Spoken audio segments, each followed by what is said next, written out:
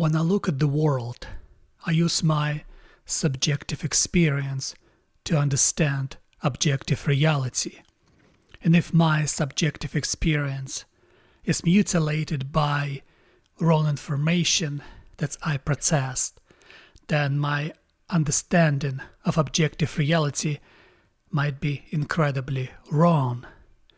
We're all some sort of projectors of our personal subjective experience, and we use this subjective experience to process objective reality. And what happened to us sometimes, certain ideologies can mutilate our subjective experience. They would make it incorrect in some sense by manipulating and enforcing certain ideas that corrosive for us to perceive properly objective reality. We don't know if objective reality is there. We just agree that it's there, and we agree that that's how we have to treat the objective reality. Because if you treat objective reality through your strange subjective experience, for example, what you do is, if you behave incorrectly, there are certain norms, certain rules that we have to live by. And if you deviate from these norms and breaking those rules, you create a threat for objective reality to other people. It's really strange because on what point my subjective experience stop being my subjective experience and turn into objective reality? Or maybe it's never does. Maybe what happened is we kind of have this subjective experience all around us.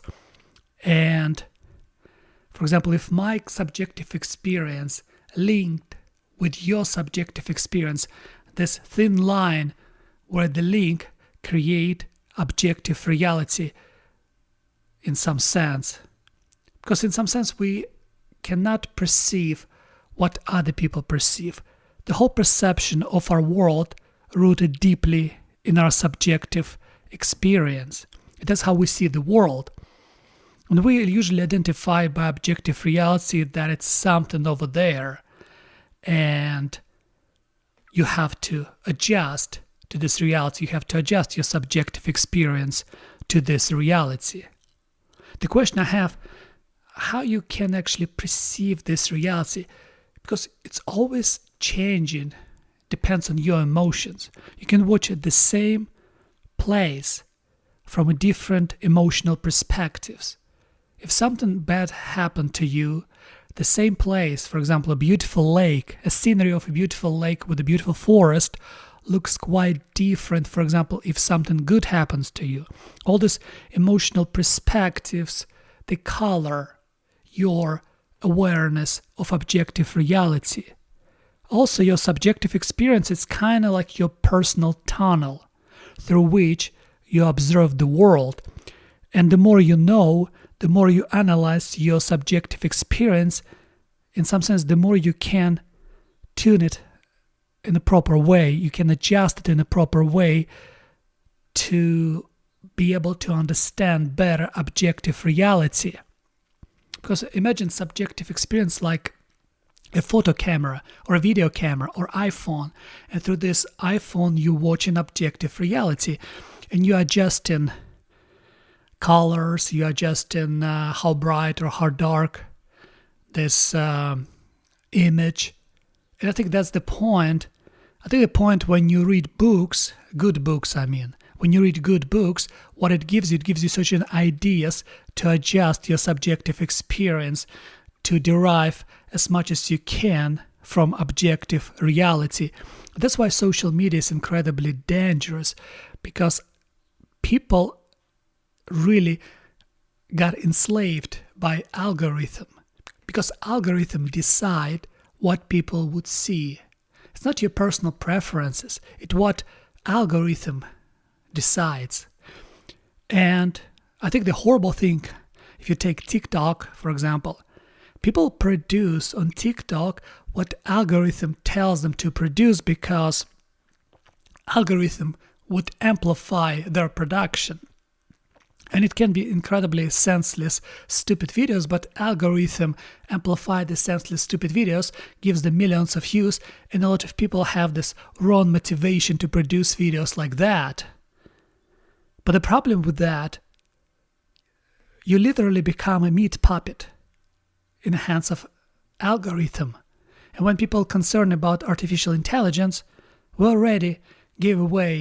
many people already give away their agency online because they play by algorithmic rules. Algorithm decide what you have produced, how you have to think, what you're gonna see, what you're gonna say, what you're gonna hear. You actually almost lost the entire agency on the social media platforms. And there's not going to be Terminator takeover. We already got takeover by AI because of this algorithmic training. We got trained by the algorithm to do what algorithm tells us to do. And that's much more scarier because we change our perception of reality through algorithmic lens. An algorithm, not even a human, it doesn't have feelings, it doesn't have emotions, it doesn't have even self-awareness. I mean, it's some of them incredibly sophisticated, but it's just recognize certain patterns and train us on these patterns like Pavlov's dog. It's incredible because it's actually train us on certain patterns, and we're getting used to these patterns, and we kept walking the same road again and again and again and again without expanding our knowledge or our awareness of the world. We trapped inside of this tiny, mediocre tunnels that algorithms show us online. It seems like the internet becomes so small because you perceive the internet and the world outside of the internet through the tiny, tiny window. And you have no freedom to explore. That's kind of scary in some sense. And what's scary is this algorithm changing your subjective experience, and what it does, it's adjust your subjective experience toward realities that it's not there. Think about it. You go online, you turn on videos, and this videos gives you such an emotional stimulation, not intellectual, emotional stimulation where you feel horrible or you feel bad because of the cruelty on those videos or unfairness. And what it does, it's adjust your subjective experience, and suddenly you start perceiving the world from a worse kind of angles that's stopping you from exploration, stopping you from learning something new, something really meaningful, because life's so short. And now we got this wrong idea of the world around us. It's really hard to steer it back because people used to live in much wrong time. It's much worse time during war times, and they still live was less depressed, because if you think about it, now people are more depressed than people, for example, during World War II, World War I, or I don't know, in communism, under communism or under any tyranny. Because what life is, our life is we pay attention to things. That's how we navigate through life. We pay attention to certain things, and through our subjective experience, we navigate among those things we pay attention to. And now we almost stop paying attention to what matters. We only pay attention to what algorithm tell us to pay attention to. And we're just wasting our life on nothing.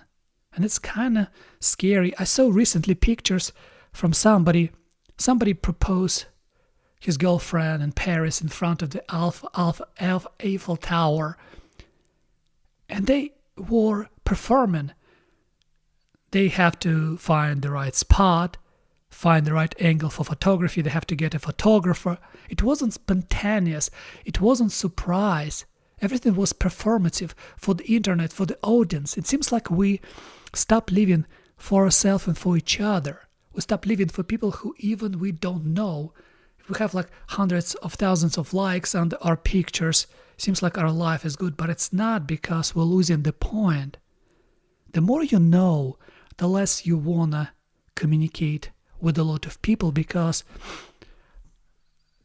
if you have a lot of people, you don't have yourself. That's the entire point, because you are 5 people around you. That's why you have to be very careful with whom you communicate, because you share information. And this information affects your worldview. It affects your perception of reality. And now we go online, we even don't have people around us. We have some things that we think there are people, but it could be bots. And we have no idea what's going on, because perception, our subjective experience got so perverse that we stop trusting to reality. It's really hard to find common ground with some people, because you want to have intelligent conversation. You want to have, prove me your point, just give me some evidence, walk me through. And nobody want to do this. Everybody becomes so emotional. A lot of people become so emotional that for them, this emotional thing is much more important than, for example, factual truth. It seems like there's no more truth. There's nothing, just our subjective experience. And our subjective experience is incredibly important, because that's the way you see the world. But the problem, if you don't train your subjective experience to be kind of aligned with objective reality of the outside, your subjective experience works against you. Because your subjective experience is supposed to help you, walk you through life, helps you to understand, navigate you, to find solution, to solve problems, to find meaningful quest. But if your subjective experience constantly terrorizes you by scaring you with objective reality, or scaring you with other people that are bad or horrible, then your subjective experience works against you. It's really, I notice you become much more confident when you control your biology, for example, when you control your biological urges. Your head become much more clear. And when you on a diet, you don't eat too much, you work out every day, you try to rid of all bad habits, because it actually helps you become stronger. And this physical strength helps you to control your subjective experience in some sense. Or it's kind of when you, for example, fasting, right? When you don't eat much, your mind become clear somehow. And this clearness of your mind helps your subjective experience to be much more controllable. And you kind of analyze the input of the information. Because if something bothers you, you ask yourself a question, why it bothers me? If you see some brutal, horrible video online, you ask question first before become emotional. Okay, is it my emotional response to this video would help people inside in this video, or it would just give me headache and stress and depression? And once you start asking this question, you suddenly realize, okay, it's just a fact, bad things happen. And unfortunately, algorithm provide you with these bad things constantly.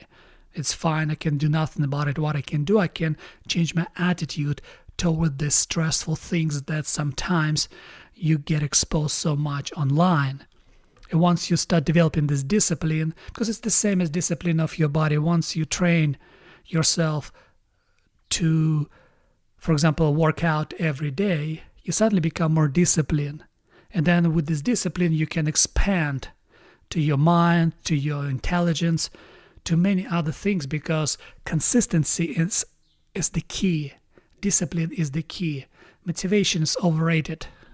But discipline and consistency, when you become consistent with certain things, when you do the same things again and again and again and again, and not for performance, not for other people, you do them for yourself. You try to figure yourself out through doing them. And then when you start doing this, you suddenly understand there's a lot of interesting things around you. Even bad things, you start analyzing from different perspective, and you try to observe how those bad things that you see online or outside affect you, affect your perception, affect your thinking process. And because what we do, we see this information, right? Everything around us is information. And the way you shape this information for yourself, the way you personalize this information for you, the way you adapt it, the way you digest it, that's the key. because sometimes you got so much information that you cannot digest it. That's where you get sick. It's like when you eat something bad, something poisonous. That's your body try to